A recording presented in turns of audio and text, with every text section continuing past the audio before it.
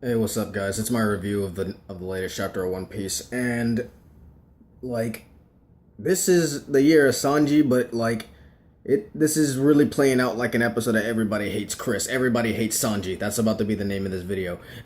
Like, for real, every chapter that is gonna be about Sanji and the Vinsmokes and him getting fucked over by the Vinsmokes and the Vinsmokes family, I'm going to have a section called Everybody Hates Sanji because seriously, Sanji can't catch a break. Like, when they locked him up in the Iron Mask, they had him locked in there for 6 months. They only ever visit him down. He only ever got visits to get food or to break out to go visit his mom, which I'll get back to in a second. Or when his brothers and sisters found out, when his brothers and sister found out he was down there, his brothers would go down there repeatedly and just beat him up.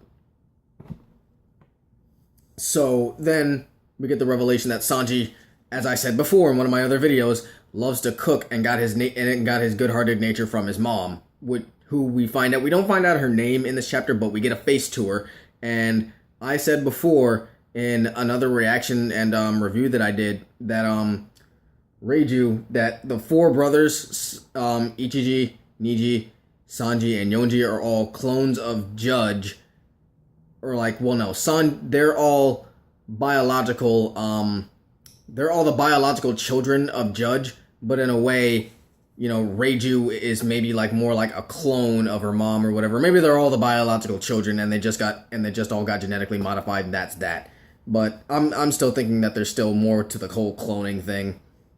And that at some point that Reiju's gonna help out Sanji again when the time comes, because it's like she's basically only helping him so she doesn't catch the wrath of everybody else in the family, which is understandable, but it's like you got to understand where Sanji's coming from. They treated him like garbage. He tried his best to be the best that he could be, and he just couldn't do it. Then he got disowned. He got thrown away, made it look like to where he died. Then got disowned, and then when he left, he basically had to go through hell and almost starve to death. And now you guys basically have his hands tied, saying that unless he goes through with all of your demands, you're gonna kill the person that he cares about the most, and you're gonna blow up his hands if he tries to leave. So, it's like you guys have got Sanji pretty fucked over, and it's really fucked up because Sanji doesn't deserve all of this. And even Reiju says when she sends Sanji away at the end after his dad disowns him, she's like, go, run away, never come back. You'll find. The world is a big place. You'll find people who want to who will treat you how you want to be treated and all that. So, and of course, that's when he met the Straw Hats, when he met Zeph, blah blah blah blah blah. And really, there's not that much else to go over in this chapter. Like, it was very simplistic into the how could I forget? At the very ending of the chapter, Luffy versus Cracker. Now they've been fighting for 11 hours, and of course, what the fuck does Luffy do that I said he was gonna do? Cracker's ability is to be able to make biscuits into armor.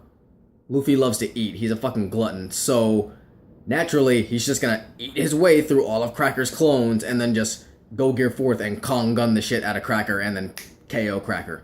And then him and Nami will be able to get out of Seducing Woods, and then hopefully Chopper and Carrot will be able to find out a way to get through to Big Mom and meet up with everybody so they can get Sanji the hell out of there. Now Reiju said that Judge in the not the last chapter but the chapter before that said that they're going to go have lunch with Big Mom and Puddin'. So then they're gonna go through the exchanging of engagement gifts, and I think that is when that package is gonna come into play when Luffy and the crew had sent a package of explosives to Big Mom. I think that when that's gonna come into play, and it would be really, really funny. And I thought about this if Sanji managed to find it, like if Sanji recognized the present, right?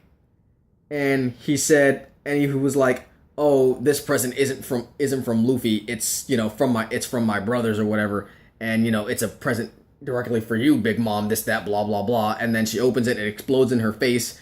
She gets pissed and then tries to kill the other Vinsmokes, and then Sanji says, "I'll only make her stop if you let me go and you promise not to kill Zeph." And then that's how they get away. But I'm pretty sure a fight's gonna go down between Big Mom, the Vinsmokes, and the Straw Hats before this arc is over. Like, it wouldn't make any sense if there wasn't a fight between all of them. So really, that's all there really is to it for this chapter. Not that much really happened. There wasn't really a lot of action. Sanji didn't really get to do much. It was really just more or less more of his backstory, wrapping up how he escaped from the dungeon, and essentially how he got on the ship to go meet Zeph. And then at the very end, it showed Luffy is still fighting Cracker, and he's basically just gonna eat his way to victory. So, next chapter, we'll see what happens. There's no break next week, so we'll have a chapter next week. So I will be right here. Well, I won't be here. I'm actually moving, in case you guys haven't seen some of the stuff around the room. But I'll be here to review it, and just leave your comments in the comment section below. Comments really help keep me motivated to do better at these videos. Like, comment, subscribe, support, all that good stuff, and I'll see you guys next time. Bye.